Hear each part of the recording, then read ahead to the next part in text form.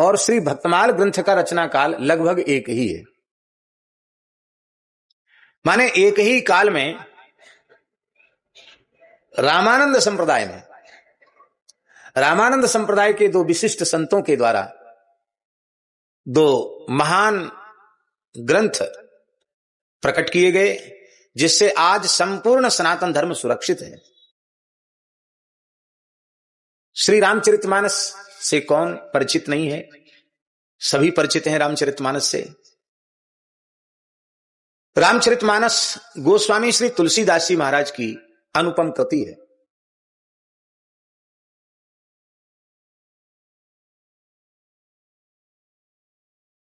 भक्तमाल ग्रंथ में गोस्वामी तुलसीदास जी का परिचय देते हुए, उनका स्मरण करते हुए नाभाजी ने कहा, कलि कुटिल जीव निस्तार हित वाल्मीकि तुलसी भय। कली के कुटिल जीवों का उद्धार करने के लिए महर्षि वाल्मीकि ही गोस्वामी तुलसीदास जी के रूप में प्रकट हुए। ये नाभाजी का वचन है। और भविष्य पुराण में भी भगवान व्यास लिख रहे हैं, वाल्मीकि तुलसीदासा कलौ खलु भविष्यति। वाल्मीकि महर्षि तुलसीदास के रूप में कलिकाल में प्रकट होंगे और रामचंद्र कथाम साध्वीम भाषा रूपम करिष्यति। हे साध्वी पार्वती, चंद्र जी की भाषा में, माने प्रचलित भाषा में वो लिखेंगे। ये भविष्य पुराण में भी लिखा है। वाल्मीकि महर्षि कौन है? बहुत ध्यान से सुने। वाल्मीकि महर्षि साक्षात श्री ब्रह्मा जी, क्योंकि हमारे यहां ग्रंथों में लिखा है कि वेद वेद्ये परे पुंसी जाते दशरथात्मजे वेदः प्राचेतसादासीत साक्षात रामायणात्मना। बहुत प्रसिद्ध श्लोक है। वेदांत वेद्य तत्व, वेद वेद्य तत्व, ब्रह्म तत्व, पर ब्रह्म तत्व जब श्रीमद दशरथ नंदन कौशल्यानंद वर्धन श्री रामचंद्र के रूप में आविर्भूत हुआ, तो वेदों ने विचार किया कि हमारे प्रतिपाद्य तो परब्रह्म भगवान श्री राम हैं, और जब वे ही प्रकट हो रहे हैं तो उनके गुणगान के लिए हमको भी अवतार लेना चाहिए। तब वेदों ने ही श्रीमद् वाल्मीकि रामायण के रूप में अवतार ग्रहण किया। वेद जननी गायत्री कही जाती, गायत्री वेद जननी, वेद माता गायत्री को कहा जाता है। गायत्री के अक्षर 24 हैं और श्रीमद् वाल्मीकि रामायण की श्लोक संख्या भी 24,000 है। गायत्री मंत्र का आरंभ भी तकार से है और समाप्ति भी तकार पर है। वाल्मीकि रामायण का आरंभ भी तकार से है। तपस्वाध्याय निरतम तपस्वी वाग विदाम्बरम नारदम परिपप्रच्छ वाल्मीकि मुनिपुंगवम, तकार से, तप शब्द से। और समाप्ति भी जगाम त्रिदिवम महत, वहां प्रचोदयात तकार, और यहां जगाम त्रिदिवम महत। और विशेष बात है स्वामी जी, प्रत्येक 1000 श्लोक के बाद अक्षर बदल गया है। इसलिए गायत्री भाष्य भूतोषौ, गायत्री का भाष्य है श्रीमद् वाल्मीकि रामायण। अब वेद नित्य सिद्ध अनादि अपौरुषेय है। वह वेद सृष्टि के आरंभ में भगवान के संकल्प से ब्रह्मा जी के हृदय में प्रकट होता है। तेने ब्रह्म हृदय आदि कवये मुह्यन्ति यत् सूरयः। भगवान के हृदय के संकल्प से ब्रह्मा जी के हृदय में वेदों का प्रादुर्भाव होता है। इसलिए ब्रह्मा जी का एक नाम है वेद गर्भ, दूसरा नाम है वेद मूर्ति। वेद मूर्ति वेद गर्भ श्री ब्रह्मा जी महाराज हैं। तो अब वेदों का अवतार लेना है और वेद भगवान के संकल्प से ब्रह्मा जी के मुख से प्रकट हो रहे हैं। इसलिए ब्रह्मा जी को ही एक अंश से महर्षि वाल्मीकि के रूप में अवतार लेना पड़ा। इसलिए वाल्मीकि महर्षि साक्षात ब्रह्मा जी के स्वरूप हैं। और थोड़ी गहराई में जाएं तो ब्रह्मा जी कौन है? ब्रह्मा जी का अवतार वाल्मीकि हैं। और ब्रह्मा जी किसके अवतार हैं? ब्रह्मा जी कौन है?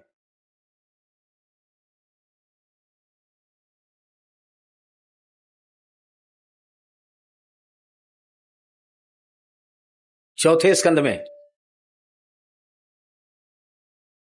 दक्ष प्रजापति के प्रकरण में जब पुनः यज्ञ की पूर्ति के लिए भगवान प्रकट होते हैं, तो भगवान उस समय क्या कह रहे हैं? स्मरण में है? क्या कह रहे हैं भगवान? श्री भगवान उवाच। ये सब भागवत के वक्ता है। श्री भगवान उवाच, भगवान कह रहे हैं। क्या कह रहे हैं? हम इसलिए बात कह रहे हैं कि हम कहें तो संदेह कर सकते हैं। भगवान खुद कह रहे हैं, अहम ब्रह्मा च शर्वश्च जगतः कारणम परम आत्मेश्वर उपद्रष्टा स्वयं दृग विशेषण। अहम अहम नारायण, मैं नारायण विष्णु, और अयम ब्रह्मा, ये ब्रह्मा जी, और शर्वा, शर्वा माने शिवा, शिव जी, हम तीनों देवता मिलकर जगत के कारण हैं, इसलिए तीनों ही परब्रह्म हैं। ये भगवान खुद कह रहे हैं।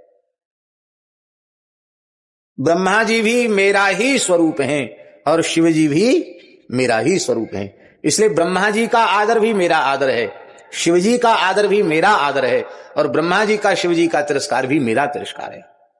और स्पष्ट कर रहे हैं आगे, यथा पुमान्न स्वांगेषु शिरः पाण्यादिषु क्वचित् पारक्य बुद्धिं कुरुते एवं भूतेषु मत्परः। भगवान कह रहे हैं कि मेरा जो भक्त है वो यही दृष्टि रखता है। जैसे कोई बुद्धिमान मनुष्य, मस्तक की आकृति प्रकृति अलग है, उसका कार्य अलग है, हाथों की आकृति प्रकृति और उसके कार्य अलग हैं, पैरों की आकृति प्रकृति और उसके कार्य अलग हैं, अलग अलग आकार प्रकार और कार्य होने के बाद भी उनमें भेद नहीं समझता है। कोई कहे कि हम तो आपके चरण सेवक हैं, केवल चरण की ही पूजा करेंगे, सिर पर भले ही जूता लगा देंगे, तो उसको पूजक थोड़ी कहा जाएगा। अथवा कोई कहे महाराज हम तो आपके भक्त हैं, मस्तक पर भले ही चंदन और खूब पुष्पमाला अर्पित करेंगे और पैर से हमारा क्या लेना देना, पैर को तो तोड़ देंगे, पैर को काट डालेंगे, तो उससे भी पूजक नहीं कहा जा सकता। अरे भाई, जिसका मस्तक है उसी के पैर हैं, जिसके पैर हैं उसी का मस्तक है, उसी की भुजाएं हैं। एक अंग के तिरस्कार से पूरे के पूरे अंगी का तिरस्कार होता है। इसी तरह से ब्रह्मा जी का तिरस्कार मेरा तिरस्कार है, शिव जी का तिरस्कार मेरा तिरस्कार है। ये बात तो ही स्थूल, सूक्ष्म बात यह है कि भगवान से बाहर कुछ नहीं है, सब कुछ भगवान में है और सब कुछ भगवान ही है। इसलिए किसी भी प्राणी का तिरस्कार भगवान का तिरस्कार है और किसी का भी आदर भगवान का ही आदर। सच्ची बात तो यह है कि जड़ता हमारी बुद्धि में प्रविष्ट है, जड़ कहीं है ही नहीं, क्योंकि सच्चिदानंद परमात्मा सर्वगत सर्वरूप सर्वमय है। जैसे कपड़े में धागे के अलावा और कुछ भी नहीं है, ऐसे ही भगवान के अतिरिक्त जब कुछ भी नहीं है तो फिर उसमें भेद कहां रहा। इसलिए किसी का भी आदर भगवान का आदर, किसी भी प्राणी का तिरस्कार भगवान का तिरस्कार। जिसे हम जड़ कहते वो भी जड़ नहीं है, वहां भी परमात्मा है। खंभा चैतन्य है कि जड़? बोलो, लोक की दृष्टि में तो जड़ है ना खंभा। और हिरण्यकशिप पूछता है, अरे मंद भाग्य प्रहलाद, तू कहता है मेरे अतृप्त जगत का ईश्वर है, तो वह कहां है? यस्त्वया मंद भाग्योक्तो मदन्यो जगदीश्वर क्वासौ, कहां है? प्रहलाद जी बोलते सर्वत्र, सब जगह है। तो हिरण्यकशिप पूछता है, कस्मात् स्तंभे न दृश्यते, खंभे में क्यों नहीं दिखाई पड़ता? प्रहलाद जी बोले, आपकी आंख खराब है, हमारी आंख से देखोगे तो खंभे में ही नहीं कण कण में दिखाई पड़ेगा। और जैसे उसने खंभे पर प्रहार किया, भगवान नृसिंह प्रकट हो गए। अब देखिए, भगवान जड़ में न होते तो प्रकट कैसे होते? इसलिए जड़ता हमारी बुद्धि में है, भगवान सर्वत्र है। हाँ, जीवित के भीतर भगवान है, सत्य है। मृत के भीतर भी भगवान है। आप लोग कहेंगे बात तो बिल्कुल झूठी, मरे हुए के भीतर भगवान कहां से है? भागवत में ही प्रमाण है, ऋषियों के हुंकार से बेन की मृत्यु हो गई और उसी बेन के शरीर का मंथन किया तो भगवान पृथु का अवतार हो गया। मृतदेह से हुआ कि नहीं हुआ? बोलो। इसलिए जो भगवान का भक्त है वह किसी भी जड़ चेतन, किसी भी वस्तु व्यक्ति पदार्थ का तिरस्कार नहीं करता, सब में भगवत तत्व का अनुभव करता है। हम लोग, छोटी अवस्था थी, ज्ञान तो अभी नहीं है, उस समय तो बिल्कुल भी व्यवहारिक बोध भी नहीं था। महाराज जी के पास, भक्तमाली जी के पास विद्यार्थी रहते थे तो खा करके जूठा बर्तन छोड़ देते और महाराज जी उधर से निकलते और किसी से पूछते नहीं कि किसने जूठा बर्तन छोड़ा है, बहुत प्रेम से उठा करके उसको मांज करके कपड़े से पोंछ के रख देते। तो हमारे यहाँ परमहंस जी रहते हैं, बहुत अच्छे संत, बोले ये तो बहुत बड़ा अपराध हो रहा है, कौन कौन जूठा छोड़ जाता? महाराज जी मांजते हैं। तो महाराज जी के पास प्रार्थना की गई, हम लोगों को बड़ा अपराध लगता है, आप जूठा बर्तन मांज लेते हैं हम लोगों का। अब कोई गृहस्थ भी उसमें छोड़ जाता है, उसका भी मांज लेता है, ऐसा नहीं, कोई गृहस्थ विरक्त का भेद नहीं, किसी जाति का भी भेद नहीं, जो जूठा छोड़ गया रख दिया उसको मांज लिया। महाराज जी की प्रार्थना की गई कि महाराज जी हम लोगों को दोष लगता है। महाराज जी बोले नहीं, आप लोगों को हम दोष से बचाने के लिए ऐसा करते हैं, आप लोगों को दोष लगे इसलिए हम नहीं करते हैं। क्यों? बोले तुम्हारी दृष्टि में ये जड़ पात्र हैं, पर मेरी दृष्टि में जड़ पात्र नहीं है, ये सब पार्षद हैं। भगवान की सेवा करते हैं तो, और भगवत स्वरूप वैष्णवों की संतों की सेवा करते हो तो मेरी दृष्टि में ये जड़ नहीं है। जितनी देर यह अशुद्ध रहेंगे, अपरिमार्जित रहेंगे, उतनी देर भगवान और भगवान के भक्तों की सेवा से वंचित रहेंगे, और वंचित रहेंगे तो जो जिन्होंने उन्हें वंचित किया है उनको वो शाप देंगे। अब वो हमेशा तैयार रहेंगे सेवा के लिए, पवित्र होके स्वच्छ होके वो आशीर्वाद देंगे।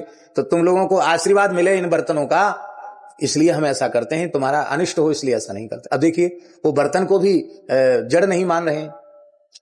कोई कहता महाराज जी बर्तन गायब हो जाते हैं, नहीं गायब नहीं हो जाते हैं, ये सब भगवान के पार्षद हैं, तीर्थ यात्रा करने चले जाते हैं, घूमने फिरने चले जाते हैं, और कहीं मन लग गया वहां रह गए, और इच्छा हुई तो लौट के आ गए, नहीं तो जहां गए वहां चले गए, रमते राम है, क्या करना है। ये नहीं कहते कि चोरी हो गए, कोई उठा के ले गया। महात्मा थे, कोई ले जाए कमंडल भर के, दाल भर के ले गया, कोई कुछ भर के ले गया, कोई टिफिन भर के ले गया, ले तो गया, लौटाया नहीं उसने, और कहीं के कहीं चले भी गए तो भी नहीं कहते, कहते ये सब पार्षद हैं, घूमते फिरते रहते हैं और तीर्थ यात्रा करने चले गए हैं, कोई बात नहीं, जहां है वहां सेवा में ही तो हैं।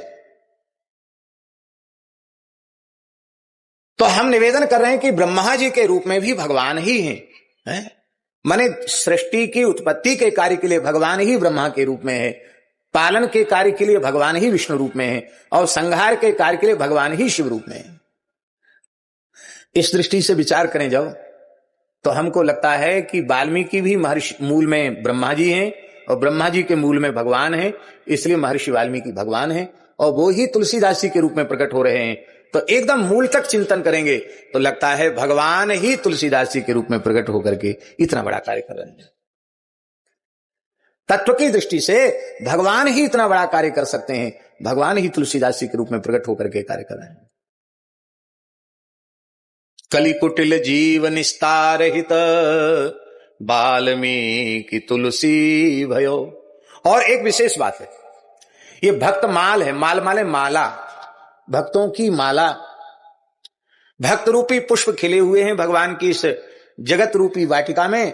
उन पुष्पों को श्री नाभाजी महाराज ने चुना और चुन करके सुंदर माला बनाई और भगवान के कंठ में धारण कराई, ये भक्तमाल है।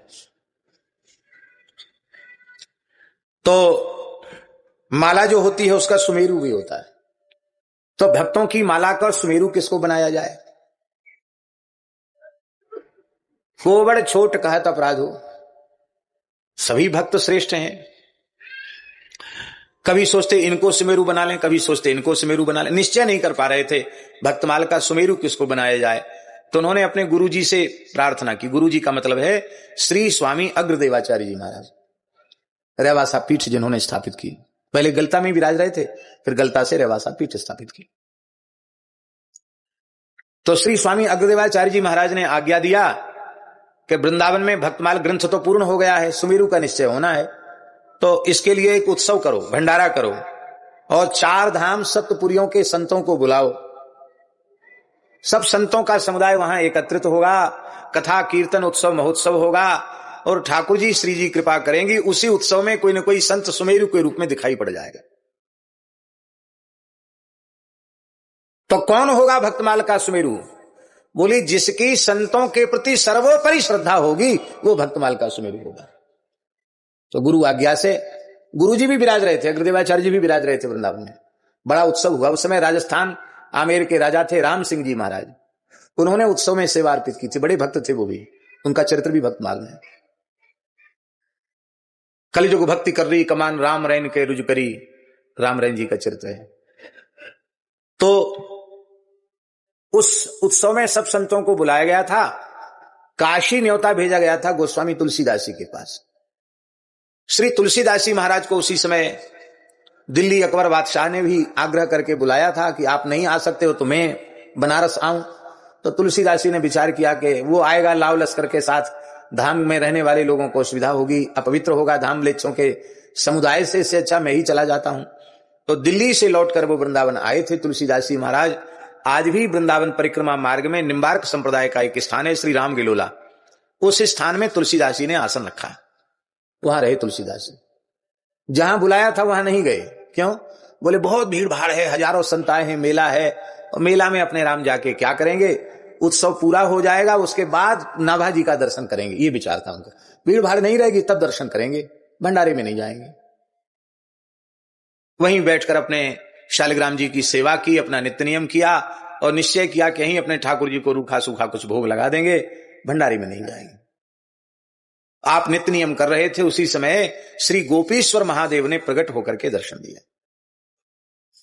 महादेव जी क्यों आए, दूसरा क्यों नहीं आया? पौराणिक महात्म्य के अनुसार वृंदावन के कोतवाल और वृंदावन के क्षेत्रपाल श्री गोपीश्वर महादेव, जैसे काशी के क्षेत्रपाल काल भैरव जी हैं, ऐसे ही वृंदावन के क्षेत्रपाल गोपीश्वर महादेव, पुराणों में ऐसा लिखा है। वृंदावन के रसिक आचार्यों ने भी, चाचा श्री वृंदावन दास जी ने लिखा है, नमो नमो जय रसिक रिझावर वृंदावन कानन कुतवार। वृंदावन कानन के कुतवार, कुतवार माने कोतवाल, उनको लिखा है। तो हमारे यहां साधुओं में न्योता देने का काम कोतवाल करता है। साधुओं में कोतवाल होता है, एक महात्मा कोतवाल होता है, न्योता वही देता है जा करके। साधुओं में भी वो पुलिस वाला कोतवाल नहीं होता है, साधुओं में ही कोतवाल होता है। एक चार संप्रदाय का कोतवाल होता है और निजी स्थान का भी एक कोतवाल होता है, जो प्रशासनात्मक कार्य करता है, साधकों के ऊपर थोड़ा अनुशासन रखता है, उसको कोतवाल कहते हैं। तो कोतवाल बाबा भी होते हैं एक। इसलिए गोपीश्वर महादेव भगवान की आज्ञा से पधारे, बोले देखो तुलसीदास जी, पूरे धरती के संत वहां इकट्ठे हैं, 4 धाम सप्तपुरी के संत वहां आए हैं, बड़ा उत्सव है, और आप नहीं जाओगे तो भेष भगवान की अवज्ञा हो जाएगी, अनादर हो जाएगा। इसलिए जहां संतों के समुदाय में बुलाया जाए वहां जरूर जाना चाहिए। आप जाइए और समष्टि प्रसाद लीजिए, संतों के भंडारे में बैठकर प्रसाद पाइए, नहीं तो आपसे अपराध हो जाएगा।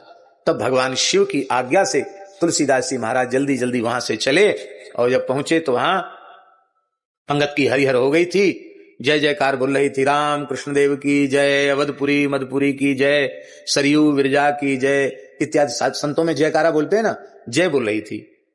जय कब बोलती जानते हैं? संतों में भी सब संकेत हैं। हाँ, अब तो सब लोग भूलते चले जा रहे हैं। जब बैठते हैं, पत्तल अभी नहीं फिरी, अभी बैठ गए पंगत में, उस समय का कीर्तन, जय सीताराम सीताराम सीताराम जय सीताराम, जय राधे श्याम राधे श्याम राधे श्याम जय राधे। ये बैठने से पत्तल और पानी फिरने तक ये कीर्तन है, ये इसका संकेत है। और ये पत्तल पानी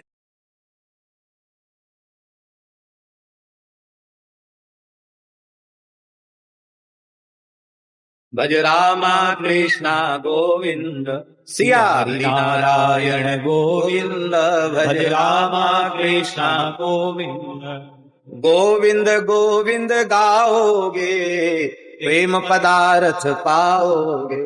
गोविंद गोविंद गाओगे, प्रेम पदार्थ पाओगे। सिया हरि नारायण गोविंद, भज रामा कृष्णा गोविंद, सिया हरि नारायण गोविंद, भज रामा कृष्णा गोविंद।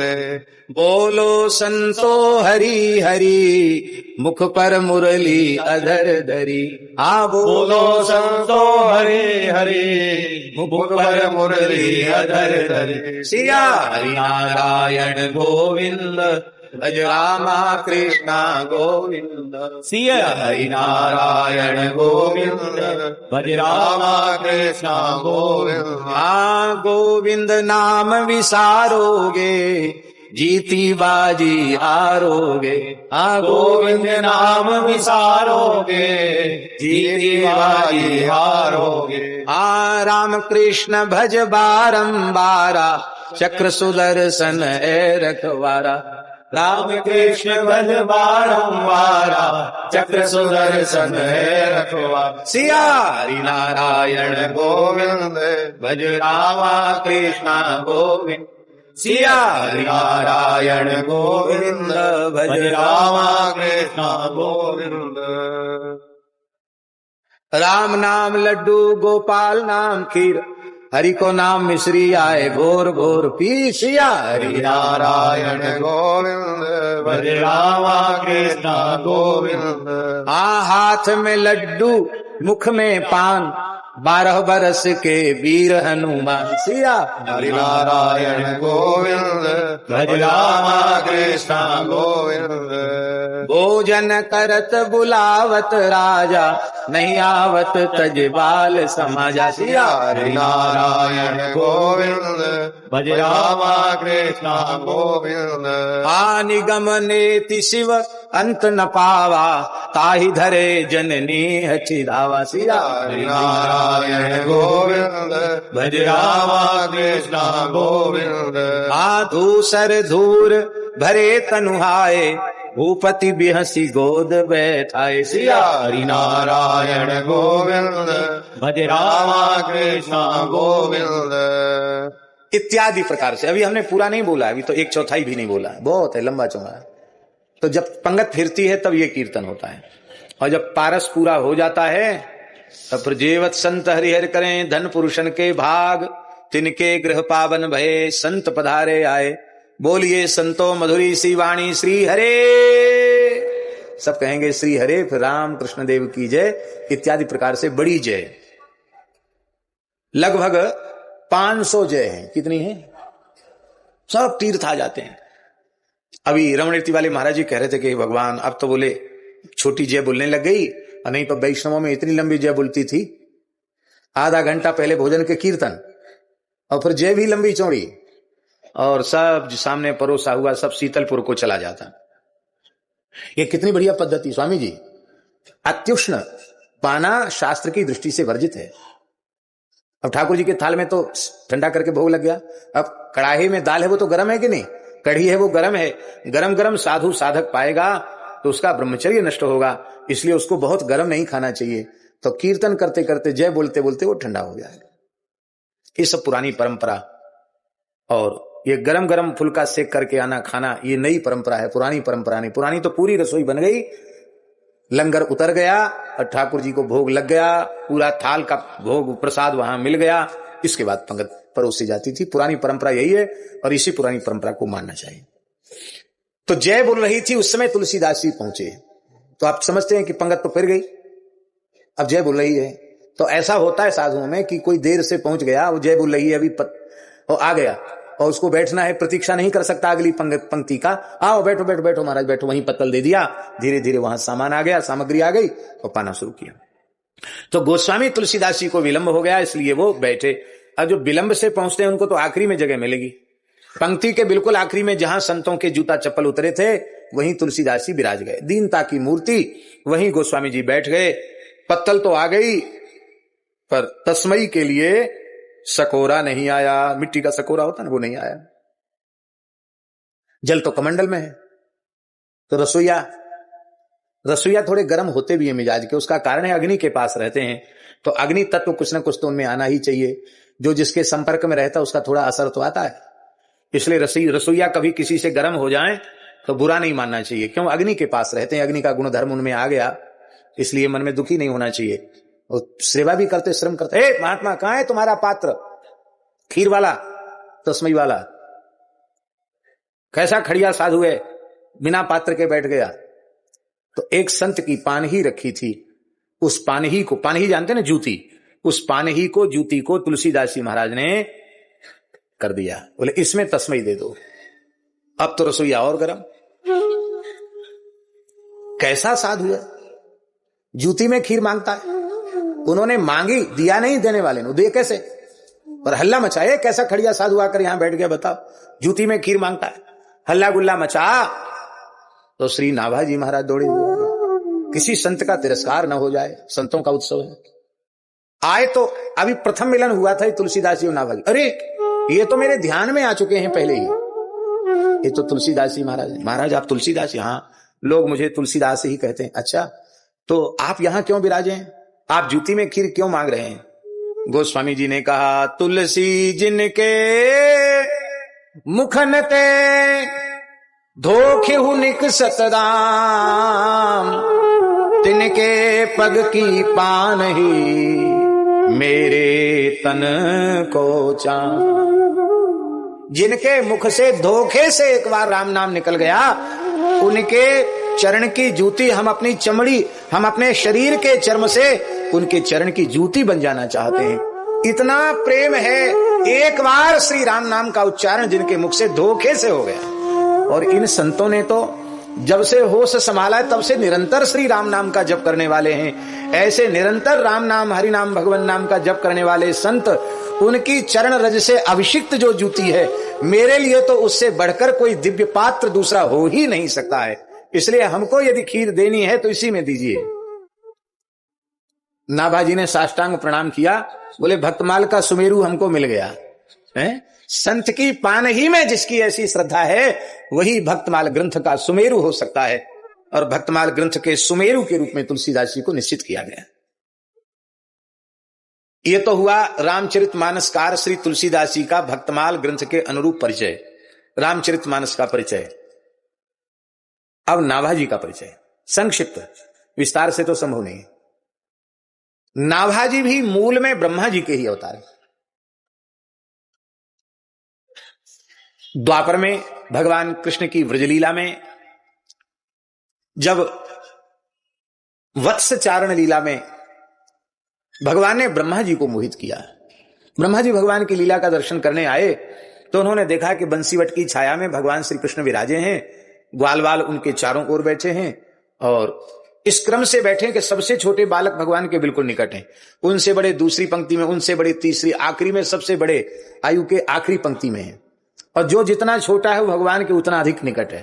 और एक विशेष बात है, भगवान मानो संदेश दे रहे हैं लीला के माध्यम से, जो जितना छोटा बन के रहेगा वो हमारे उतने पास रहेगा। जितने बड़े बनते चले जाओगे उतने भगवान से दूर होते चले जाओगे, छोटे से छोटे बन जाओ। और एक विशेषता है कि भगवान की पीठ किसी को नहीं दिख रही है, सबको भगवान के मुखारविंद का दर्शन हो रहा है। बैठे हैं भगवान बीच में और सब चारों ओर घेर के बैठे हैं, लेकिन पीठ किसी को नहीं दिखती, क्योंकि सर्वतः पाणिपादोस्य सर्वतोक्षि शिरोमुखम सर्वतः श्रुतिमन लोके सर्वम आवृत्य तिष्ठति, ऐसा उपनिषद में लिखा हुआ है। भगवान सर्वतः पाणिपाद हैं। इस रूप में विश्वतश्चक्षुरुत विश्वतो मुखो विश्वतो बाहुरुत विश्वतः स्वात संबाहुयान धमति संपतत्रैर द्यावा भूमि जनयन देव एका। इस परब्रह्म परमात्मा है और यही भगवान की भगवत्ता है। भगवान भक्त के सदा सन्मुख रहते हैं, किसी को भगवान की पीठ नहीं दिखती। और सखा तो सखा ठहरे, उनकी माताएं सुंदर सुंदर पकवान मिष्ठान इसलिए बनाती हैं कि श्री कृष्ण जरूर इसको ग्रहण करेंगे, तो उनके भाव की पूर्ति के लिए ठाकुर जी लीला करते हैं। एक सुबल, हाँ दादा कन्हैया बोल, कहा कह रहे हो है, तेरी मैया ने कैसे बनाया, दिखा तो सही, चखा तो सही। अब वो खाने लग गया, उसके खाए हुए में से पदार्थ में से ही भगवान पाने लग जाते। तेरी मैया ने कैसे बनाया, चखा के दिखा। और कभी कभी कोई ग्वाल कहता, रे कन्हैया तेरी सौगंध है, मेरी मैया ने ऐसी बढ़िया धुंगारी छाछ बनाई है और तू एक घूट पी के तो देख। 2-4 घूट पी लिया उसने, फिर कहता पी के देख। ठाकुर जी पी लेते हैं। ब्रह्मा जी लीला देखने आए थे, चक्कर में पड़ गए। बोले वशिष्ठ विश्वामित्र जैसे महान ऋषि बड़ी विधि पूर्वक यज्ञ करते हैं, श्रौत यज्ञ करते हैं, चरु का निर्माण करते हैं, पुरोडास का निर्माण करते हैं, और उन श्रौत यज्ञों में प्रत्यक्ष प्रकट होकर भगवान कुछ खाते नहीं है। तो ये कैसा परब्रह्म परमात्मा है, ग्वाल वालों की जूठन खा रहा है, ये जूठा खाने वाला परमात्मा कैसे हो सकता है। तो पहले तो ब्रह्मा जी ने बछड़ों की चोरी कर ली, फिर बाद में भगवान बछड़े खोजने गए तो बालकों की चोरी कर ली। तो 1 वर्ष तक भगवान ब्रज में बालक बन के, बछड़े बनकर भगवान ने लीला की।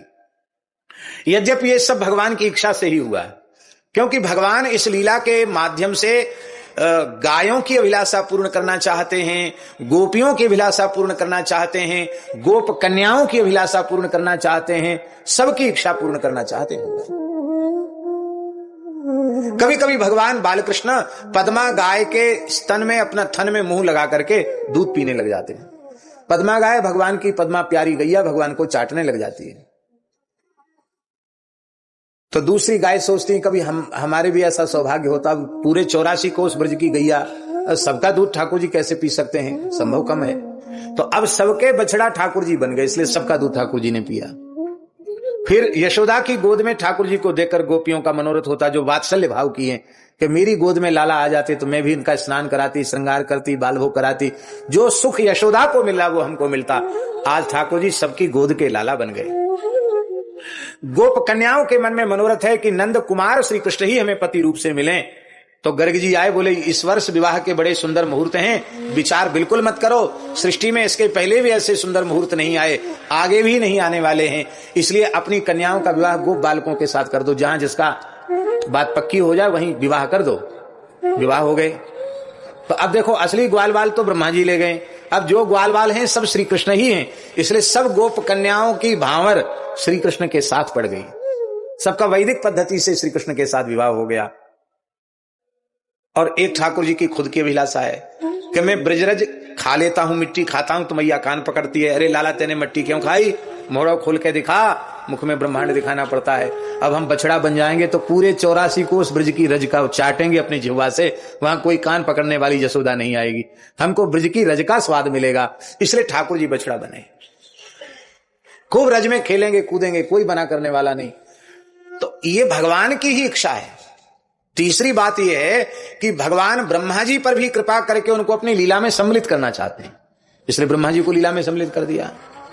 एक और भाव है, ठाकुर जी ने सोचा कि सब लोग हमको चोर कहेंगे, अब ब्रह्मा जी को भी चोर बना दें हम। ब्रह्मा जी भी बछड़े चुरा लिए, बालक चुरा लिए, लोग कहें भैया ठाकुर जी को या में कोई दोष ना है, ये तो ब्रज की भूमि ही ऐसी है, यहाँ ब्रह्मा आयो सो चोरी करवे लग गयो, तो हमारे ठाकुर जी चोरी करें तो उनमें कौन सी बुरी बात है। तो ठाकुर जी ने ब्रह्मा जी पर भी कृपा की। लेकिन जब 1 वर्ष के बाद ब्रह्मा जी को यह रहस्य ज्ञात हुआ और वे सोचते थे कि ब्रज में हाहाकार हो रही होगी, पर जब ब्रह्मा जी ब्रज में आए तो देखा आनंद अनंत गुणित बढ़ गया है। तब ब्रह्मा जी समझने लगे कि अरे ये सब क्या हुआ, सब बछड़े भी सुंदर, बालक भी, यहाँ तो रोज ब्याह हो रहे हैं, बहुत आनंद है ब्रज में। तो ब्रह्मा जी बार बार चक्कर लगाने लगे, ऊपर से नीचे, नीचे से ऊपर, वहां जाए तो देखें बछड़े बालक सो रहे हैं, और यहां आए तो सब लीला में सम्मिलित हैं। ब्रह्मा जी समझ गए कि सब श्री कृष्ण ही हैं। तब ब्रह्मा जी ने जो वास्तविक बछड़े और बालक थे उनको वापस किया, भगवान ने अपने स्वरूपों को अपने में तिरोहित कर लिया। ब्रह्मा जी ने भगवान की बहुत लंबी स्तुति की। भागवत 10वें स्कंद पूर्वार्ध में ब्रह्मा जी की स्तुति बड़ी सुंदर है, बहुत विस्तृत स्तुति है, लेकिन भगवान ने ब्रह्मा जी को उत्तर नहीं दिया। स्तुति में कुछ प्रश्न भी पूछे, तब भी भगवान ने उत्तर नहीं दिया। ब्रह्मा जी समझ गए हमसे बड़ा अपराध हो गया, हमने 1 वर्ष तक भगवान के भक्तों को, सखाओं को भगवान से दूर रखा, तो जो भक्त भगवान का वियोग करावे वो बड़ा अपराधी है, तो अब हमें इसका प्रायश्चित करना चाहिए, भक्त भगवान का संयोग कराना चाहिए। तो इसी भाव ने ब्रह्मा जी को कलिकाल में नाभा गोस्वामी जी के रूप में प्रकट होने के लिए प्रेरित कर दिया, और वे ब्रह्मा जी ही एक अंश से श्री नाभा जी के रूप में प्रकट हुए। नाभा जी के प्राकट्य के संबंध में भक्तमाल के टीकाकार श्री प्रियादास जी ने जो लिखा है, वो उन्होंने ये लिखा है, हनुमान वंश में ही जन्म प्रसिद्ध जाको, भय दृगहीन सो नवीन बात जानिए। टीका में स्वयं प्रियादास जी लिख रहे हैं, हनुमान वंश में नाभा जी का जन्म हुआ। आप लोग कहेंगे हमने हनुमान वंश तो पहली बार ही सुना है, आपने कभी सुना हनुमान वंश? कथा इस प्रकार की है कि महाराष्ट्र की पवित्र धरती पर एक पवित्र ऋग्वेदी ब्राह्मण निवास करते थे। विजय मंत्र का जप करते थे, श्री राम जय जय राम, इस मंत्र का जप करते थे। श्री हनुमान जी के परम उपासक थे, हनुमान जी का साक्षात्कार उन्हें प्राप्त हो चुका था। भगवान के परम भक्त होने के कारण उनके जीवन में कोई अभाव नहीं था। देखो, संसार के किसी भी मनुष्य के अभाव की निवृत्ति तब तक नहीं होती है जब तक कि उसका अंतःकरण पूरी तरह भगवान में समर्पित न हो जाए। अभाव से निवृत्ति तभी होगी जब हमारे अंतःकरण की स्थिति भगवान में हो जाएगी, क्योंकि भगवान स्वभाव से ही परिपूर्ण है। परिपूर्ण भगवान में जब हमारे चित्त की स्थिति हो जाएगी तो हमारे समस्त अभावों की निवृत्ति हो जाएगी। और जब तक हमारा चित्त शरीर संसार में लगा रहेगा तब तक सारे संसार के पद प्रतिष्ठा, वैभव, धन संपत्ति सब कुछ एक ही मनुष्य को मिल जाए तो भी उसके अभाव की निवृत्ति होने वाली नहीं है, क्योंकि प्रकृति, ये जगत अभाव रूप है, भगवान भाव रूप है। इसलिए भगवान में चित्त की स्थिति होनी चाहिए, फिर अभाव नहीं रहेगा, चाहे भले ही अत्यंत निर्धन ही क्यों ना हो। यदि भगवान में चित्त की स्थिति है तो जीवन में अभाव नहीं। एक भक्त थे श्री ईश्वरदास जी चारण, उनका जितना वैभव था सब उन्होंने ठाकुर सेवा, साधु सेवा में सब समाप्त कर दिया। अब कोई व्यक्ति खर्च तो खूब करे और कमावे बिल्कुल नहीं तो कुबेर का खजाना भी खाली हो जाएगा। तो जितना उनके पास धन था सब व्यय हो गया, एकदम गरीबी आ गई। और उनके राजा यजमान थे, पर राजाओं के यहाँ नहीं जाते। बोले द्वारकाधीश भगवान का दरबार छोड़ के किसके पास जाना, राम राम करना, भजन करते थे, भक्त थे, इसलिए अभाव का अनुभव नहीं था। एक बार ऐसी स्थिति आ गई कि घर में 3 दिन तक चूल्हा नहीं चेता, तो उनके बालक रो रहे थे भूख के कारण, तो उनके भजन में विक्षेप हुआ। उन्होंने अपनी पत्नी से कहा, हे देवी ये क्यों रो रहे हैं, भक्तानी इनको चुप करा। और बोले महाराज बालकों को क्या ज्ञान ध्यान सुना करके चुप किया जाए, तीसरा दिन है भोजन नहीं मिला इनको, आप कुछ करते नहीं भोजन का उद्यम, आप तो खाली राम राम करते हैं। आप भगवान से प्रार्थना की, बोले भगवान से अन्न जल के लिए प्रार्थना नहीं कर सकते हैं, हाँ राम राम करो, बच्चों को भजन में लगाओ, भगवान की जो इच्छा होगी वही होगा, भगवान सर्वतंत्र स्वतंत्र है। ऐसे निष्काम भक्त। पत्नी भी विलक्षण भक्ता थी, आज्ञाकारिणी थी, उसने भी एक सुंदर नाटक किया, चूल्हा चिता के बटलोई धर दी, पानी धर दिया, खाली पानी अदन धर दिया, सामान तो कुछ है ही नहीं, खाली बटलोई पर बटलोई चढ़ा दी चूल्हे पर, और बालकों से कहा देखो तुम लोग कीर्तन करोगे तो सबको भोजन मिलेगा, जब खिचड़ी पक जाएगी तैयार हो जाएगी, और कीर्तन नहीं करोगे रोगे तो समझ लो किसी को खाने को नहीं मिलेगा, देखो बन रहा है ना, संतोष करो भजन करो। तो बालकों को हो गया कि हाँ कुछ ना कुछ तो चूल्हा चेता है और पानी खदक रहा है तो कुछ ना कुछ तो बनेगा ही। तो बालक सब कीर्तन करने लगे, श्री कृष्ण गोविंद हरे मुरारे, हे नाथ नारायण वासुदेव। ठाकुर जी रीझ गए, ठाकुर द्वारकाधीश प्रभु स्वयं पधारे चतुर्भुज रूप से, और आकर के ठाकुर जी अपने पीतांबर में खिचड़ी का सामान लेके आए थे। ठाकुर जी ने घर में खिचड़ी बनाई, अब फिर बोले अब आंख खोल के जीम तो लो, अरे खा तो लो, बनाई हमने, खा लो खिचड़ी। ठाकुर जी गोद में बैठ गए ईश्वरदास जी की, कहा बाबा कुछ मांग लो, कपोल पर हाथ रखा, बोले नहीं कुछ नहीं चाहिए, बार बार कहने लगे कुछ मांग लो, हमारा दर्शन अमोघ है, मांग लो। तो उन्होंने कहा अच्छा एक बात बताओ, हम मांग तो लेंगे, मान लो आप कहते मांग लो तो मांग लेंगे, पर जैसी कृपा अब हो रही है वैसी कृपा मांगने के बाद होगी। ठाकुर जी चुप हो गए, समझ गए कि नहीं, अभी गोद में आके बैठते हो, हमारे गाल पे हाथ धर के बाबा कछू ले लो, ऐसे इतना प्रेम करोगे फिर। बोले बर दे के बहु ठगे सकामी भक्त जाहू, फिर सकामी भक्तों को बर दे के ठग लिया है, हम बहुत चतुर हैं, हमको ठग नहीं सकते होगा। भगवान बोले ठगने वगने की बात नहीं है, मांग लो, मेरी खुशी के लिए मांग लो। तो आपने कहा कि यदि आप मांगने का ही हट कर रहे हैं तो आप यह दीजिए कि आज के बाद आप कभी भी हमसे यह नहीं कहोगे कि तुम हमसे कुछ ले लो, यही दे दो, ऐसे निष्काम। और महाराज जी ईश्वरदास जी घोड़े के सहित भगवान के धाम को गए। आप सोचो, वे तो सदैव वैकुंठ गए, जिस घोड़े पर उन्होंने बैठ करके, जिस घोड़े ने उनको बहन किया, उस घोड़े को भी ऐसी सामर्थ्य प्रदान कर दी कि घोड़े के सहित वो भगवान के धाम को चले भैया। कामना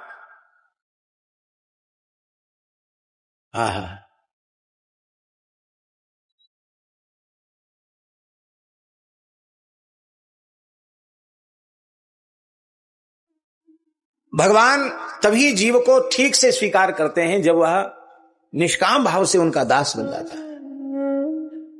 अभाव की निवृत्ति तब तक नहीं होती है जब तक भगवान में भाव की जागृति नहीं होती। भगवान से प्रेम हो जाए फिर कोई अभाव नहीं रहता है, फिर चाहे अम्बरीश जी के जैसा चक्रवर्ती सम्राट हो और चाहे सुदामा जी के जैसा अकिंचन हो, अभाव रहता नहीं,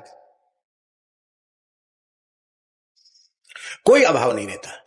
तो उस ब्राह्मण के जीवन में भी अभाव नहीं था, यद्यपि लौकिक दृष्टि से वे एक बड़े भारी अभाव से युक्त थे। क्या? उनके कोई संतान नहीं थी, पुत्र नहीं था, और गृहस्थाश्रम की सफलता सत्पुत्र की प्राप्ति में है।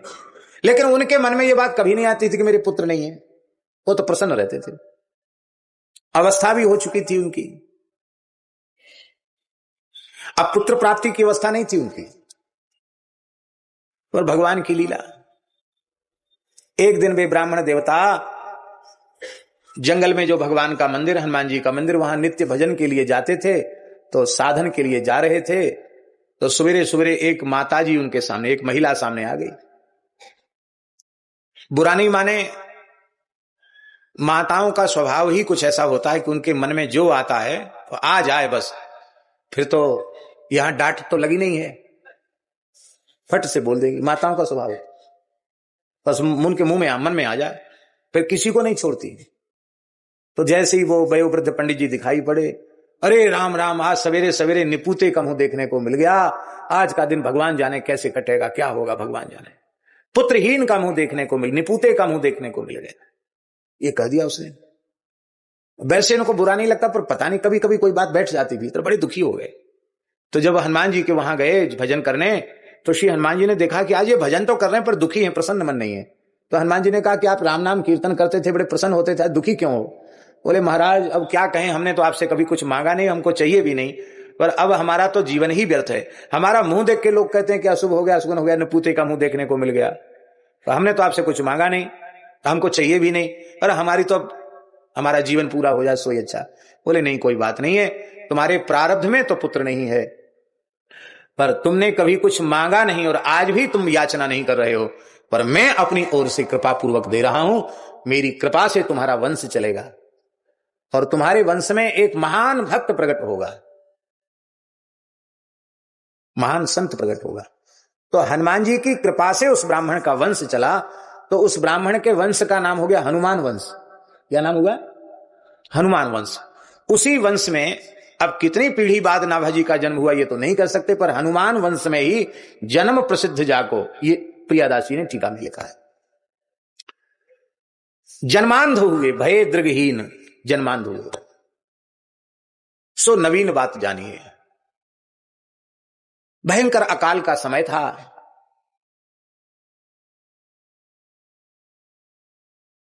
उसी बीच भगवान की लीला है।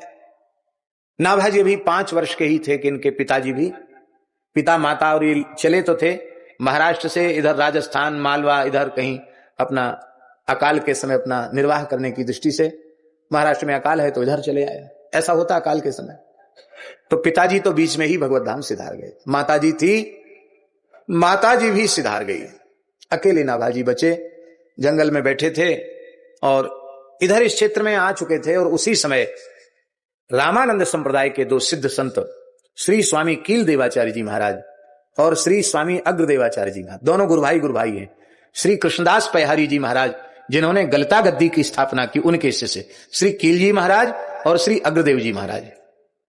यहां तो राजस्थान में कीलावत अग्रावत है, आप लोगों में कुछ कीलावत भी है ना, आप तो कील जी के ही हैं, कोई कील जी के हैं, कोई अग्र जी के हैं, कोई अनुभवानंद जी के, कोई भावानंद जी के, ऐसे यहां राजस्थान में वैष्णव समुदाय बहुत है।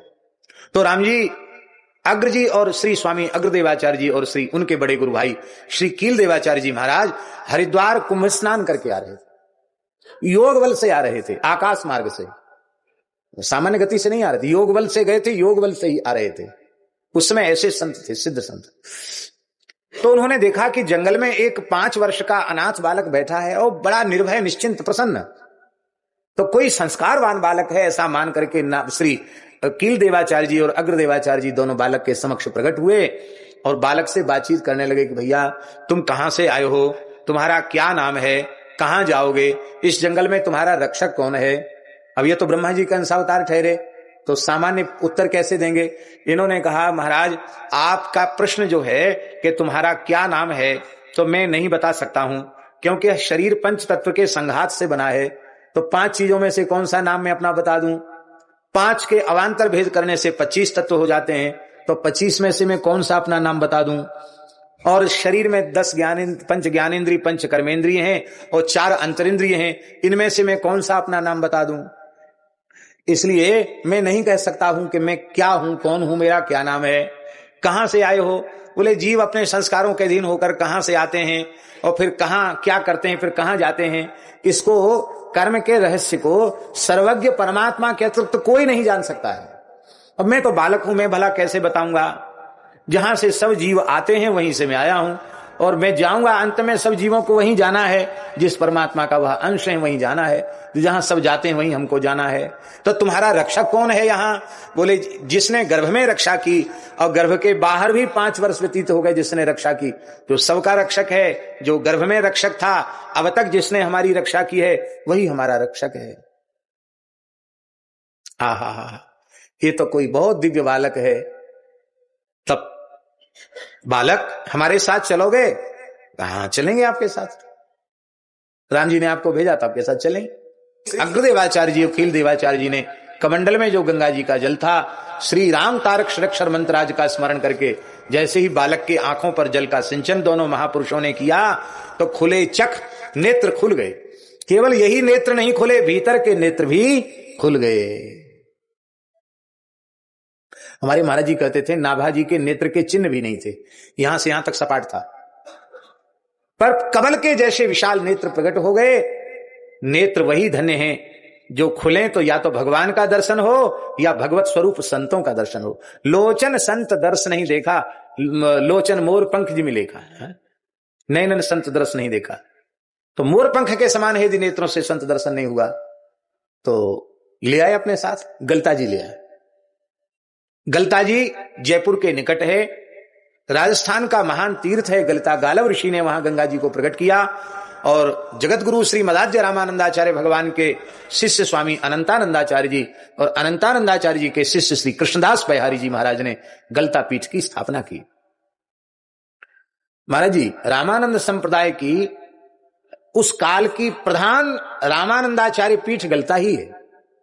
पंचगंगा घाट के बाद यदि कोई श्रीमठ के बाद कोई प्रधान पीठ तो, और हम तो ये मानते हैं कि अपने काल में गलता ही पूरे भारतवर्ष में रामानंद संप्रदाय का प्रधान पीठ हो गया।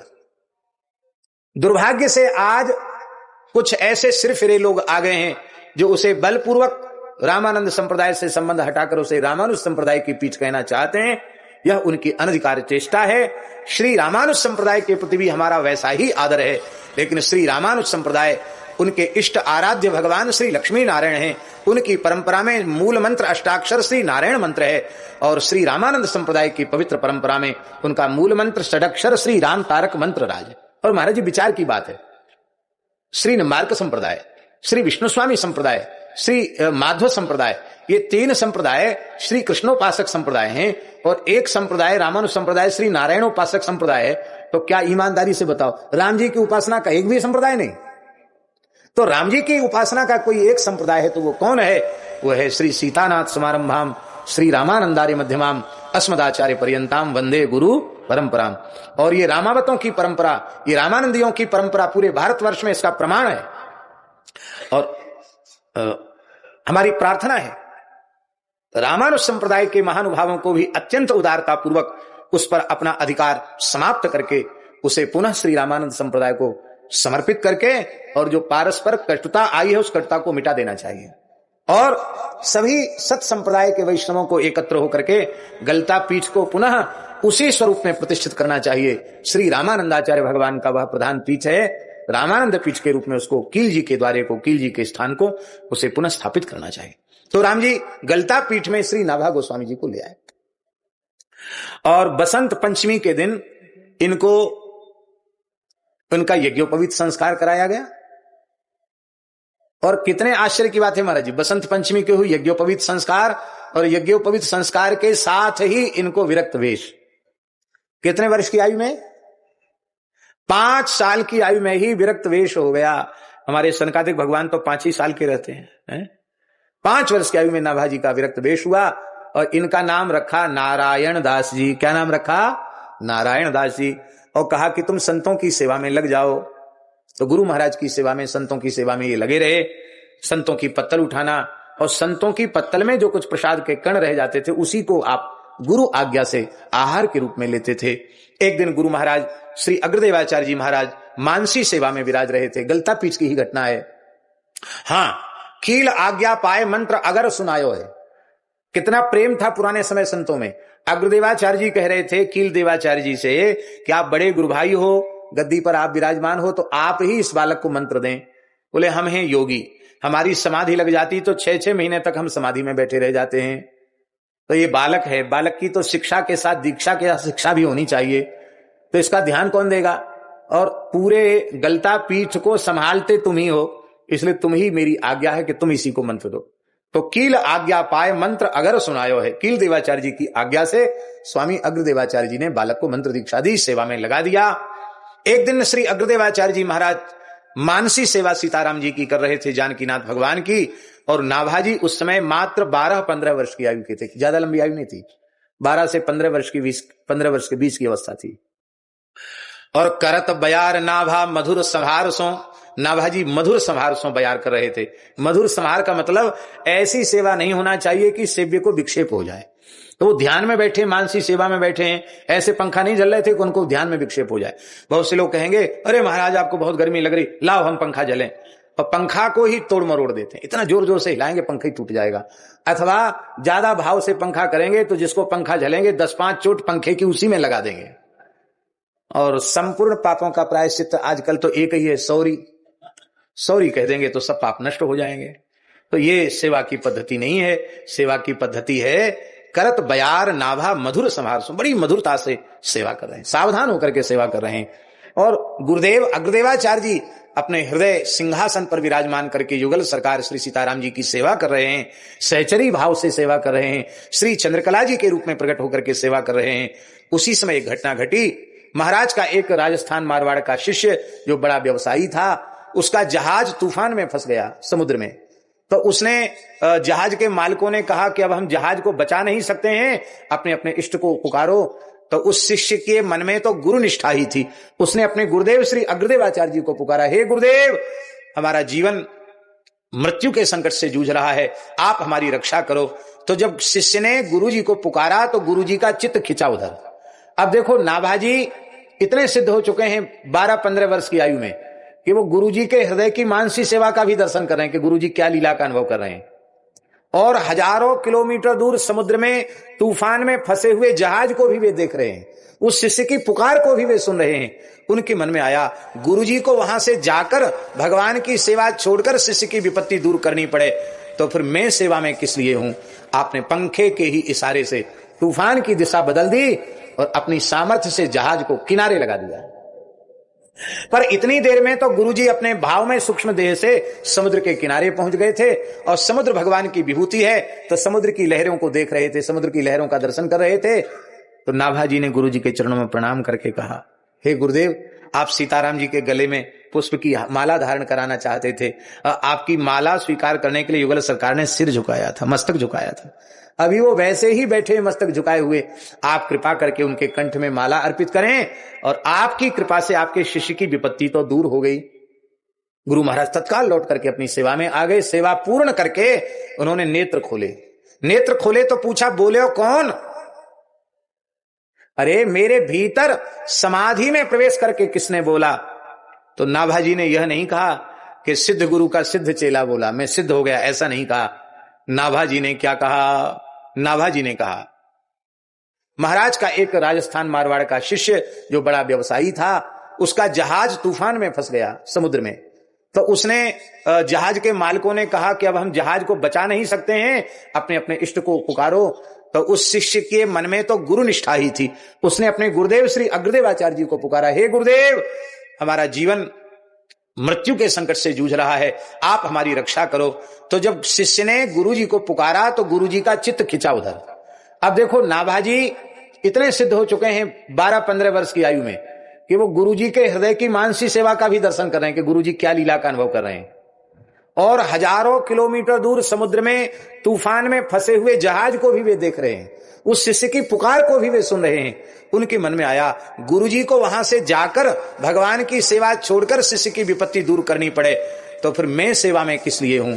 आपने पंखे के ही इशारे से तूफान की दिशा बदल दी और अपनी सामर्थ्य से जहाज को किनारे लगा दिया।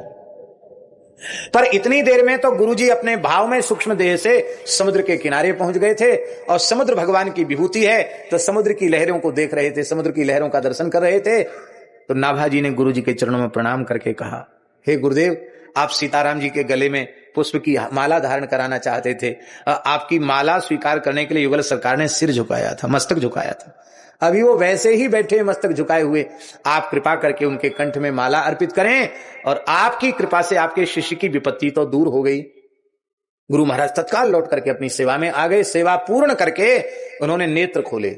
नेत्र खोले तो पूछा, बोले हो कौन? अरे मेरे भीतर समाधि में प्रवेश करके किसने बोला? तो नाभाजी ने यह नहीं कहा कि सिद्ध गुरु का सिद्ध चेला बोला, मैं सिद्ध हो गया, ऐसा नहीं कहा। नाभाजी ने क्या कहा? नाभाजी ने कहा देवाचार्य जी ने पूछा, किसने कहा, कौन बोला? नाभाजी ने हाथ जोड़कर कहा, उसी आपके दासानुदास बालक ने बोला, जिसको आपने अपनी जूठन खिला करके पालित पोषित किया है, आपकी जूठन खाने वाला आपका बालक बोला, हो अचरज दयो नयो यहाँ लो प्रवेश भयो। अरे शिष्य की अंतःकरण की आध्यात्मिक अवस्था को गुरुजी अनुभव कर लें, इसमें आश्चर्य नहीं है, पर गुरुदेव की परमोन्नत आध्यात्मिक अवस्था तक शिष्य पहुंच जाए, उनके हृदय तक पहुंच जाए, ये तो बहुत ऊंची बात है। तुम तो सिद्ध हो गए हो, और ये तुम्हारी साधन की महिमा नहीं है, ये तो मन सुख छयो जान्यो संतन प्रभाव को, ये संतों के प्रभाव से हुआ। संतों की सेवा की, संतों का चरणामृत लिया, संतों की जूठन खाई, उसी से तुम्हारे भीतर यह सिद्धि प्रकट हुई है। अब तुम संतों की महिमा गाओ, संतों के चरित्र लिखो। नाभाजी ने हाथ जोड़ करके कहा कि भक्तों की महिमा का कोई और छोर नहीं है, आप आज्ञा दें तो भगवान राम के, भगवान कृष्ण के चरित्र हम गा सकते हैं, क्योंकि व्यास वाल्मीकि प्रभृति ऋषियों ने गाए हैं, उन्हीं के पद चिन्हों पे चल के हम भी कुछ लिख देंगे आपकी कृपा से। पर भक्तों का चरित्र लिखना बड़ा कठिन है। भक्तों के भाव बड़े विलक्षण विलक्षण होते हैं, बहुत विलक्षण भाव होते हैं भक्तों के। अब देखो, मार्कंडेय महर्षि ने 6 मनवंतर तक तपस्या की। आप सोचो महाराज जी, 71 चतुर्युगी का एक मनवंतर होता है, और 6 मनवंतरों तक महर्षि मार्कंडेय तप कर रहे हैं। कितने मनवंतर तक? 6 मनवंतर। और जब भगवान ने प्रकट होकर दर्शन दिए, बोले वरदान मांगो। बोले महाराज हमने सुना है आपकी माया बड़ी प्रचंड है, पर हमको तो 6 मनवंतर बीत गए, हमको पता ही नहीं चला माया होती कैसी है। भगवान हंसने लगे, बोले भाई भक्तों के ऊपर थोड़ी माया का असर होता है, आप तो मेरे महान भक्त हो। वो नहीं महाराज, माया का भी थोड़ा सा अनुभव तो होना चाहिए, तो आप कृपा करके अपनी माया का दर्शन कराओ। भगवान बोले हे भगवान देखो कैसे विचित्र महात्मा है, लोग माया से बचना चाहते हैं और ये माया देखना चाहते हैं। बोले ठीक है, हमारी माया तो अघटित घटनापटी ऐसी है, जो संभव नहीं उसे भी संभव कर देने वाली मेरी माया है, दिख जाएगी कभी ना कभी। भगवान अंतर्धान हो गए। महर्षि मार्कंडेय अपनी यज्ञशाला में बैठे थे और हवन कर रहे थे। समिद्ध तमेग्नव जुहियात, प्रचंड प्रज्वलित अग्नि में ही आहुति देनी चाहिए। धुआं उठ रहा हो ऐसी अग्नि में आहुति देना मना है शास्त्र में। तो खूब अग्नि प्रचंड थी, और प्रचंड अग्नि में साकिल्य के भस्म होने में कितना समय लगता, आप सोचो। दिया की भस्म हुआ, उन्होंने साकिल्य लिया, आहुति ली, नारायणाय नमः स्वाहा, और इसी बीच में उनको क्या अनुभव हुआ कि महाप्रलय हो गया। ओ हाथी की सूंड जैसी मोटी मोटी धाराएं गिर रही हैं आकाश से, मोटी मोटी धाराएं गिर रही हैं।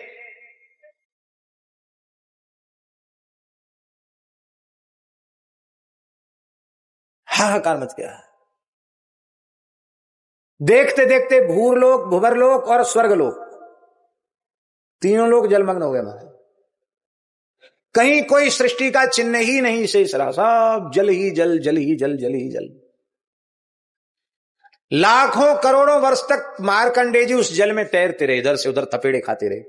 कभी किसी मगरमच्छ के पेट में चले, फिर बाहर निकल आते हैं, सोचते रहे मरे नहीं, आश्चर्य की बात है। ये सब माया ही थी, वस्तुता कुछ नहीं था।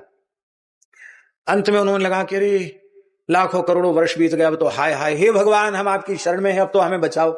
मां में वे प्रपद्यन्ते माया मेताम तरंतिते। तो भगवान प्रकट हो गए। जब शरणागति का भाव आया तो किस रूप में भगवान ने दर्शन दिया?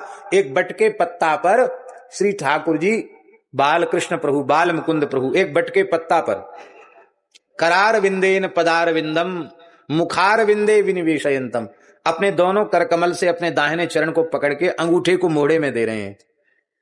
बटस्य पत्रस्य पुटे शयानम बालम मुकुंदम मनसा स्मरामि। भगवान अपना चरण का अंगूठा, दाहिने चरण का अंगूठा अपने मुख में क्यों दे रहे हैं? ये चरणों में ऐसी है क्या चीज, जो देखता सब चरणों में लट्टू हो जाता है। सब भक्त चरणों की भक्ति प्राप्त करना चाहते हैं, चरणों के चरण कमल के भौरा बन जाना चाहते, इसमें जरूर कोई ना कोई स्वाद तो है। तो जब सब भक्त स्वाद ले रहे हैं, ब्रह्मा जी, शंकर जी, नारद जी, सनकादिक सब स्वाद ले रहे हैं, तो मैं भी तो स्वाद लूं। मेरे चरणों का स्वाद कैसा है, इन चरणों से गंगा जी निकली हैं। तो भगवान अपने ही चरण का अंगूठा अपने मुख में चूस रहे हैं। अरे वो फिर भूल गए ये बालक कैसे जीवित रह गए इस प्रलय में। तो भगवान ने चूसना छोड़ के उनकी तरफ देखकर हंसना आरंभ किया। जैसे भगवान हंसे कि उनका मुंह खुला और मार्कंडेय जी उनके मुंह में चले गए। अब भीतर पेट में जाके कितने ब्रह्मांड देखे, कितने लोक लोकांतर, कितने तरह की सृष्टि देखी। इतना ही नहीं, अपने आश्रम में भी पहुंच गए, वहां भी हजारों वर्ष रहे। बाद में भगवान हंसे तो फिर बाहर आ गए। बाहर आए तो क्या देखते हैं कि हमने जो नारायणाय नमः स्वाहा कहकर आहुति दी थी वो अभी पूरी तरह जली नहीं। इतने के बीच में लाखों करोड़ों वर्ष का अनुभव, महाराज प्रलय का अनुभव, सब कुछ हो गया। शरीर पसीना पसीना हो रहा था, हाँफ रहे थे कि ये सब क्या हो गया, ये है, हम कहीं पागल तो नहीं हो गए, ये हुआ क्या। भगवान चतुर्भुज रूप में प्रकट हो गए। बोलो भक्त वत्सल भगवान की जय। बोले बाबा जी माया देखना चाहते थे, देख ली माया? हाँ महाराज देख ली, अब मत दिखाना, अब धरो अपने पास ही रखो अपनी माया को, आपकी माया देख ली। तो 6 मनवंतर तक तपस्या करके माया दर्शन करना चाहते हैं। और सुखदेव जी अपनी माता के गर्भ से ही बाहर नहीं आ रहे हैं। बोले बाहर आने से माया स्वरूप को विस्मृत करा देती है। भूमि परत बाहर डावर पानी, जिम जी वही माया लपटानी, और भगवान भूल जाएंगे, भगवान की विस्मृति हो जाएगी। बहुत अच्छा है, एकांत वासा झगड़ा ना झांसा, गर्भ में आराम से राम राम कर रहे हैं, गर्भ ही अच्छा है। तो एक माया के डर के मारे जन्म नहीं लेना चाहते हैं, एक तपस्या करके माया का दर्शन करना चाहते हैं। तो विलक्षण संतों के भाव अलग अलग हैं। वृंदावन में बहुत पुरानी बात नहीं, एक महापुरुष थे राधा वल्लभ संप्रदाय के, परम पूज्य श्री ललिता चरण जी गोस्वामी, उनका दर्शन हमने किया। शायद 20-25 वर्ष हुआ होगा उनका भगवत धाम प्रयाण, 25 वर्ष हुआ होगा, सन याद नहीं है। भगवत प्राप्त महापुरुष थे। हमारे पूज्य बाबा नवेली शरण जी इस बात का प्रमाण, नवेली शरण बाबा ने उनका बहुत संग किया। तो एक बार उनके पास सत्संग हो रहा था महाराज जी, श्री ललिता चरण गोस्वामी जी के पास। तो किसी प्रेमी ने उनसे पूछा कि गोस्वामी जी आप तो ठाकुर जी कब क्या कर रहे हैं सब जानते हो, तो आपके ठाकुर राधा वल्लभ लाल जी इस समय क्या कर रहे हैं? 12 बजे रात को, 12 बज गए घड़ी में रात के, इस समय ठाकुर राधा वल्लभ लाल जी क्या कर रहे हैं? वो आंख बंद करके ऐसे बैठे, आंख बंद हो गई उनकी, ध्यान में चले गए। थोड़ी देर में मुस्कुराने लगे। अरे बोले भाई जान के क्या करोगे? फिर नहीं बताओ महाराज जी बताओ। अब बहुत अंतरंग लोग, 2-3 लोग ही पास में थे और कोई भीड़ नहीं थी। उन्होंने कहा तुम बात मानोगे नहीं, विश्वास करोगे नहीं, विश्वास नहीं करोगे तो हानि हो जाएगी। नहीं हम तो आपकी बात पर पूरा विश्वास करें। हाँ बताओ। बोले इस समय राधा वल्लभ लाल जी रेतिया बाजार में वृंदावन के एक भड़भूजे की दुकान पर बैठकर गरम गरम भाड़ खा रहे हैं। बोलो भक्तवत्सल भगवान की। अरे हमारे रात को 12 बजे राधा वल्लभ लाल जी गरम गरम भूजा खा रहे हैं, भाड़ खा रहे हैं। तो उस व्यक्ति को विश्वास तो था कि गोस्वामी जी ने बोला है तो सही बोला, पर अनुभव तो करें कि 12 बजे रात को तो सब दुकान बंद हो जाती, कोई खुली है दुकान क्या? तो उस साइकिल से गए तो रेतिया बाजार में देखा कि एक पूरा बाजार तो बंद है। आज भी वृंदावन में 10-11 बजे के बाद सन्नाटा हो जाता है, एकदम सन्नाटा छाया हुआ है, कोई मनुष्य नहीं है।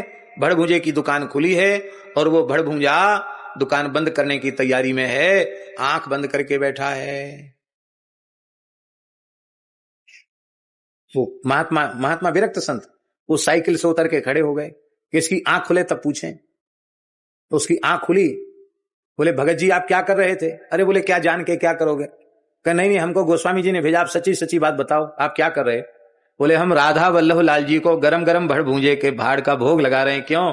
बोले दिन भर तो ठाकुर जी को फुर्सत रहती नहीं, रात को ही फुर्सत मिलती है, और सवेरे मंगला से लेके सेन तक खूब चिकना छुपड़ा खाते हैं, और गरम गरम भाड़ खा के सोएंगे तो कफ वगैरह नहीं बढ़ेगा, गला साफ रहेगा भगवान का। इसलिए हम, अब तुम पूछ रहे हो तो बता रहे हैं, हम तो रोज भाड़ का भोग लगाते हैं। अब उनको कैसे पता चल गई राधा वल्लभ लाल जी? अब क्या देखा, दुकान में जाके देखा तो एक दोना में गरम गरम भाड़, राधा वल्लभ लाल जी की छोटी सी चित्र छवि, उसके सामने गरम गरम भाड़ रखा था। वो आंख बंद करके भावना में ध्यान कर रहा था कि ठाकुर जी भाड़ खा रहे हैं। अब उनको वहां दिख गई घटना। अब 12 बजे रात को कोई भोग लगाने का समय, लेकिन भक्त का भाव देखो। एक महात्मा थे, उनका नाम था रामकृष्ण दास जी, जिनको हमने देखा है। उनको कोई पहाड़ी बाबा नेपाली बाबा कहे तो चिढ़ जाते थे, पर थे वो पहाड़ के ही थे, नेपाल के ही थे, पर कोई नेपाली बाबा कह दे तो थोड़ी चिढ़ जाते थे। बहुत अच्छे महात्मा थे, पूज्य श्री सुदामा दास जी महाराज के शिष्य थे, अच्छे महात्मा थे, छिपे हुए संत थे। और रात्रि को 12 बजे अपने ठाकुर जी की सेवा शुरू करते थे और सवेरे 3 बजे तक सेवा करते थे। कितने? 12 से 3 पाठ पूजा भजन, ठाकुर जी का स्नान ध्यान, भोग भी लगा देते, पा भी लेते, और 4 बजे सो जाते। बोलो भक्तवत्सल भगवान की। अरे बाबा ये कोई निशाचर बेला है, रात्रि के समय आप ऐसा काम करते हो? अरे बोले सब कोई ना कोई भजन में विक्षेप करता, यही समय बढ़िया है, भगवान को भी फुर्सत रहती है, हमको भी फुर्सत रहती है। बोलो भक्त वत्सल भगवान की। वो भगवान तो भगवान है, सबके भाव ठाकुर जी अंगीकार करते हैं। एक महात्मा थे, वो राम जी के भगत थे, एक महात्मा थे भगवान श्री कृष्ण के भक्त थे, और दोनों ही प्रेम से विचर रहे थे जमुना जी के किनारे। हरी हरी दूब देखी, घास देखी, तो राम जी के भगत बोले वाह कितनी अच्छी जमुना जी के पुलिन पे कैसी सुंदर हरी हरी दूब लगी है, राम जी के घोड़ा चरेंगे इसमें, राम जी के, भरत जी के, लक्ष्मण जी के, शत्रुघ्न जी के घोड़ा यहां चरेंगे। अरे दूसरा बोला है घोड़ा कैसे चरेंगे, हमारे गोपाल जी की गैया चरेंगी, घोड़ा चरें अयोध्या सरजू के किनारे, ये वृंदावन है, यहां जमुना किनारे चरेंगी गैया।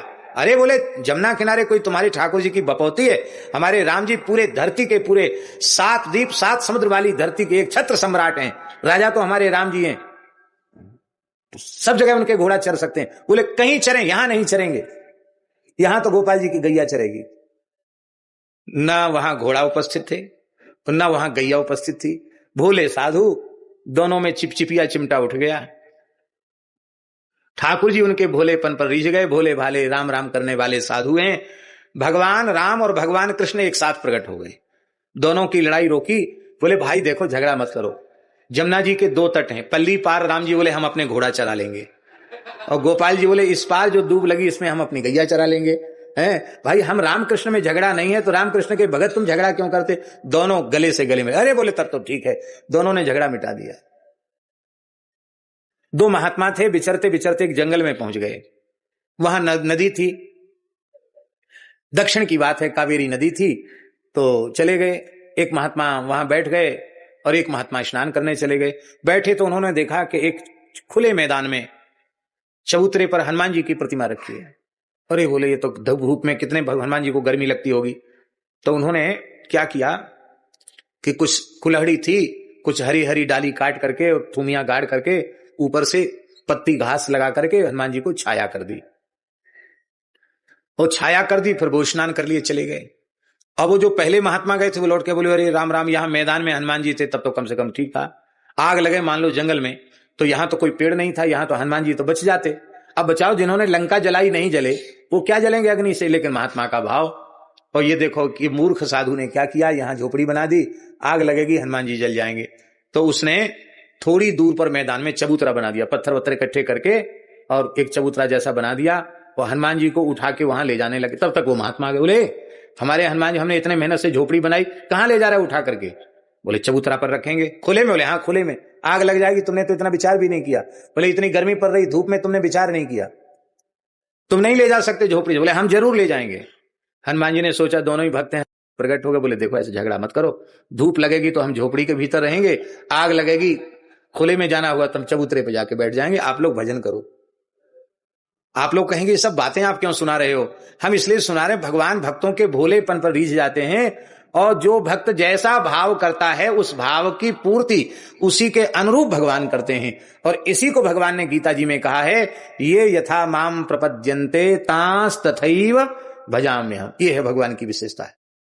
आप जो भाव ठाकुर जी से करो वो पूरा करने के लिए तैयार हैं। बोलो भक्तवत्सल भगवान की। तो नहीं पाऊं भक्त दावों को। नाभाजी बोले, अग्रदेवाचार्य जी बोले कि तुम चिंता मत करो। क्यों? अंत ही तुम्हारे ध्यान में प्रकट होकर अपने महिमा का, अपने स्वरूप का प्रकाश कर देंगे। जिन संतों की कृपा ने तुमको ध्यान में ही समुद्र में, तूफान में फंसी हुई नाव का दर्शन करा दिया, और इतनी सामर्थ्य दे दी कि पंखे के ही इशारे से तुमने तूफान की दिशा को बदल दिया, वे संत ही तुम्हारे ध्यान में आकर कहेंगे। इसलिए नाभाजी के भक्तमाल पर यह आरोप किसी ने नहीं लगाया कि उनके काल में अमुक अमुक भक्त थे, उनका नाम उन्होंने क्यों नहीं लिया, अथवा इतिहास की दृष्टि से वो पहले थे और वो पीछे थे, पीछे वालों को पहले क्यों कह दिया, पहले वालों को पीछे क्यों कहा, ये भी किसी ने आरोप नहीं लगाया। क्यों? क्योंकि गुरु आज्ञा से वे बैठ गए, जो भक्त उनके ध्यान में प्रकट हो गए उन्हीं को उन्होंने लिख दिया।